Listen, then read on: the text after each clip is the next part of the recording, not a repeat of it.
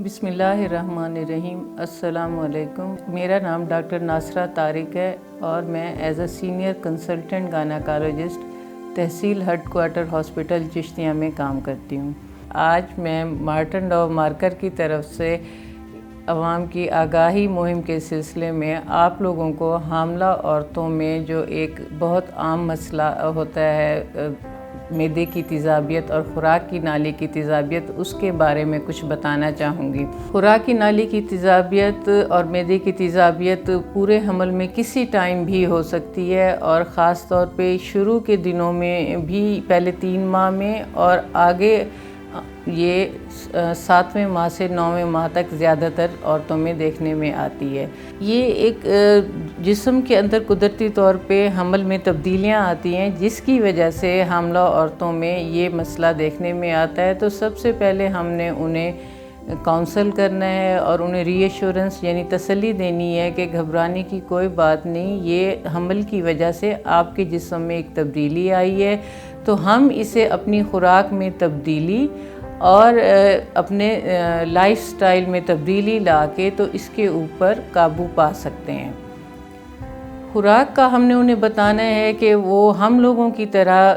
2 یا 3 major meals یعنی مین کھانے نہیں کھائیں گی، بلکہ اپنی خوراک کو وہ 5 سے 6 شارٹ میلز میں کریں گی، اور ہر تھوڑی دیر بعد یعنی شارٹ انٹرول پہ 2 سے 3 گھنٹے کے بعد وہ کچھ نہ کچھ کھا سکتی ہیں۔ اپنی خوراک میں وہ تازہ سادہ چیزیں استعمال کریں گی جو زود ہضم ہوں۔ وہ اپنی خوراک میں اسپائسی فوڈ، تلی ہوئی چیزیں یعنی اور فاسٹ فوڈ، کولڈ ڈرنکس یا ایسے ڈرنکس جن میں کیفین یعنی چائے، کافی وغیرہ، اس طرح کی چیزیں کم استعمال کریں گی۔ ان چیزوں سے معدے کی تیزابیت اور خوراک کی نالی کی تیزابیت بڑھنے کا خطرہ ہوتا ہے، اور انہیں ہم نے یہ گائیڈ کرنا ہے کہ کھانا کھاتے ہوئے انہوں نے سیدھے بیٹھنا ہے، اور پانی کا یا کسی بھی لیکوڈ کا استعمال وہ کھانے کے بعد نہیں کریں گی۔ اسے کھانے سے پہلے کر لیں یا اسے کھانے کے درمیان میں کریں، اور 1 گلاس پورا پینے کی بجائے اسے تھوڑا تھوڑا کر کے پیتی رہیں، کہ جس طرح وہ اپنا کھانا جو ہے 5 سے 6 دفعہ کر لیں گی، اسی طرح لیکوڈ یا کوئی بھی پینے کی چیز تو اسے بھی وہ تھوڑا تھوڑا لیں تاکہ وہ ہضم ہو سکے، اور اپنی خوراک کو وہ چبا کے کھائیں گی تاکہ اس میں سلائیوا یعنی جو منہ کے اندر ہمارا ایک ہوتا ہے یہ سلائیوا اسے ہم کہتے ہیں مادہ، تو یہ خوراک کو ہضم کرنے میں مدد دیتا ہے۔ خوراک ہضم ہوگی تو معدے کی تیزابیت اور خوراک کی نالی کی تیزابیت نہیں ہوگی۔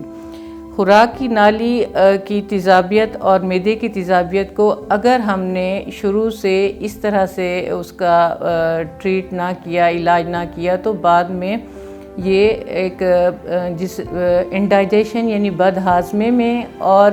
گیسٹرو اسوفیگل ریفلکس یا ایسڈ ریفلکس اسے ہم کہتے ہیں، اس میں تبدیل ہو جاتی ہے، کہ اس میں جو معدے کی تیزابیت ہے وہ خوراک کی نالی میں مریض کو محسوس ہوتی ہے۔ خوراک کی نالی کا کام گلے سے، تھروٹ سے لے کے معدے تک خوراک کو لے جانا ہوتا ہے، تو اس کو ہم انہی اپنی ہدایات سے جو ہے نا اس کے اوپر کور کر سکتے ہیں، اور ہم نے اسے سمجھانا ہے کہ جو حمل کا دورانیہ بڑھتا جائے گا تو بڑھتے ہوئے بچے کے سائز کی وجہ سے معدے کے اوپر پریشر زیادہ پڑتا ہے، تو تب اس نے زیادہ احتیاط کرنی ہے کہ اس نے اپنی خوراک اور اپنے طرز زندگی میں یہ تبدیلی لانی ہے، اور چہل قدمی اور واک جو ہے وہ 15 سے 20 منٹ ڈیلی وہ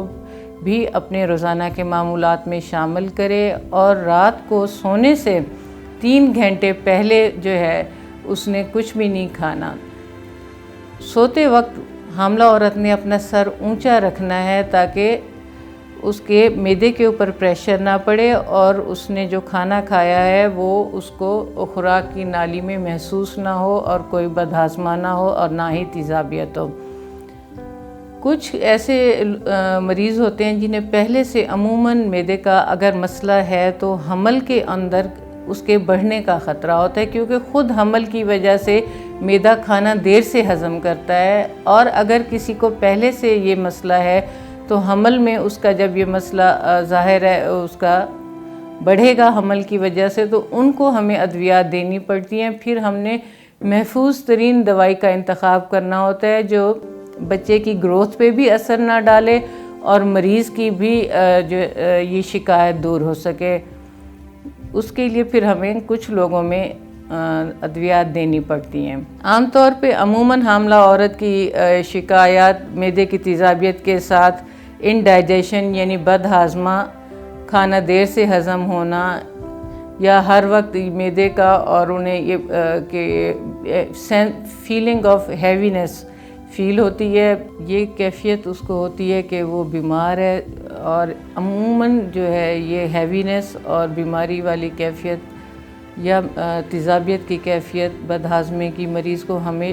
زیادہ تر کھانے کے فوراً بعد محسوس ہوتی ہے، اور عموماً یہ کیفیت یا تو کھانے کے فوراً بعد ہوتی ہیں یا تھوڑی دیر بعد مریض کو محسوس ہوتی ہیں۔ اس کی ان شکایات کا ازالہ کرنا ہے اور اسی کے حساب سے اسے محفوظ ترین دوائی دینی ہے۔ تو ہم نے عام سادہ زبان میں اپنے مریضوں کو یہ سمجھانا ہے تاکہ ان کے لیے سہولیات پیدا کریں اور وہ اس مسئلے کو لے کے پریشان نہ ہوں۔